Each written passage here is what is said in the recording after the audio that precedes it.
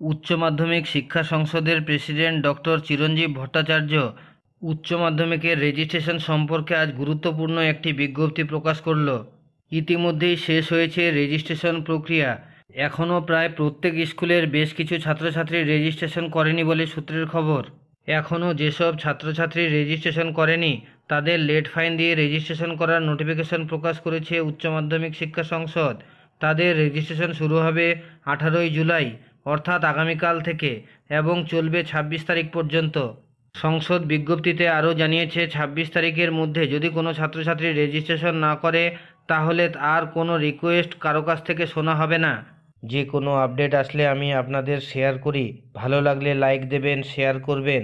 আর আপনি যদি আমার চ্যানেলে প্রথমবার আসেন তাহলে এই ধরনের ভিডিওগুলি পাওয়ার জন্য চ্যানেলটিকে অবশ্যই সাবস্ক্রাইব করবেন এবং পাশে থাকা বেল চিহ্নটি টিপে নোটিফিকেশন অল করে দেবেন।